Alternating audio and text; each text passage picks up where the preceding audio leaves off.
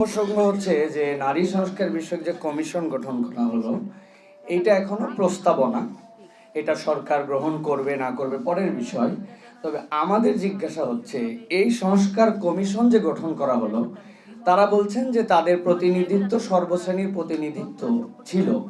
আমি জানতে চাই যে এই সংস্কার কমিশন যারা গঠন করেছেন, আমার মা, আমার বোন, আমাদের এই দেশের 90% মুসলিমা নারীরা যারা এই প্রতিনিধি করেন, তাদের প্রতিনিধি কোথায়? তাহলে আপনি তো প্রথমেই একটা অন্যায় কমিশন গঠন করেছেন যেখানে আমার কোনো প্রতিনিধিত্বই নাই।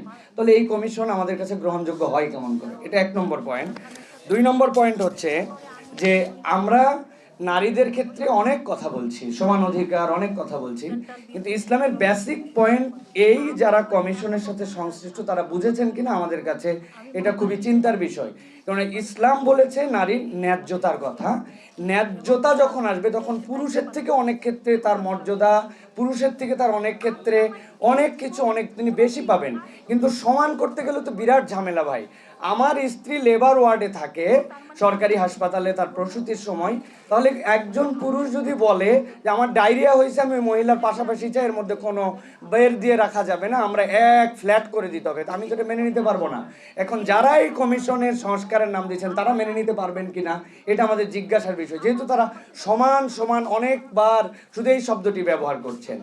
তৃতীয় যে কথাটি আমি আপনাদের কাছে বলতে চাই যে এই পয়েন্টের আলোকে 3টা জিনিস আছে। একটা হচ্ছে নারীদের প্রধান শক্তি হচ্ছে মাতৃত্ব।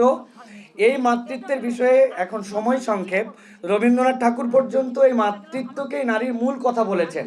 যারা রবীন্দ্র পূজারী আছেন অথবা রবীন্দ্র ভক্ত আছেন তারা রবীন্দ্রনাথের এই কথা শুনলে রবীন্দ্রনাথকেও বলবেন তিনি একজন বৈষম্যপরায়ণ মানুষ, কিন্তু ওইটা বলেন না। কিন্তু যখনই ইসলামপন্থীরা এই কথা বলে তখন তারা এর মধ্যে দোষ খুঁজে পান। এটা 1 নম্বর কনসার্নের জায়গা। 2 নম্বর, যৌনকর্মীদের শ্রমিকের স্বীকৃতি নয় বরং তাদের পুনর্বাসন চাই আমরা। যদি কেউ এটার সাথে জড়িত হয়ে যান তাহলে ইসলামের তার জন্য দিক নির্দেশনা আছে, কিন্তু আমরা অবাক হয়ে দেখি তারা শ্রমিক থেকে শুরু করে এটাকে একটা প্রাতিষ্ঠানিক রূপ দিতে চান। আসল হেতুটা কি?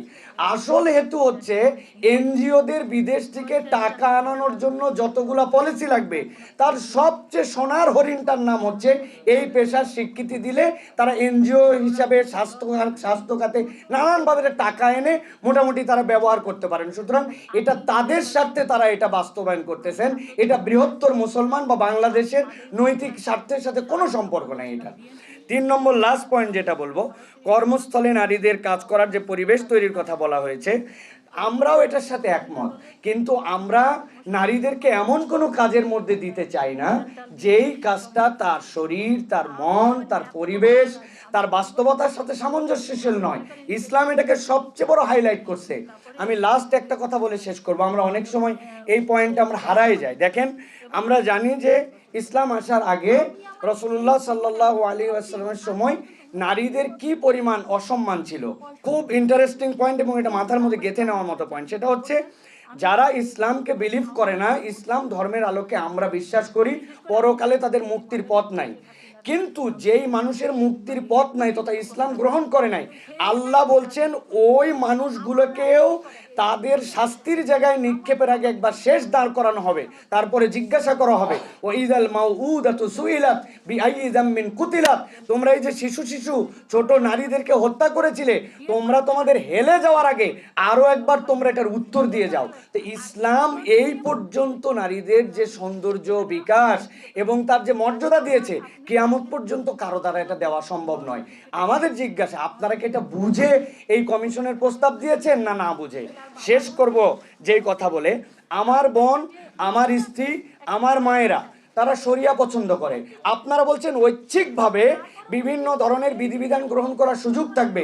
তাহলে আমরা আমাদের দেশে, আমার মায়ের পক্ষ থেকে আমি কনসার্ন নিয়ে বলতেছি, আমার ওয়াইফের পক্ষ থেকে, আমার 3টা মেয়ে তাদের পক্ষ থেকে, এই দেশে বাদী এবং বিবাদী যদি রাজি হয় কোনো কেসে, তাহলে আমরা এই দেশে শরিয়া কোর্টেরও প্রবর্তন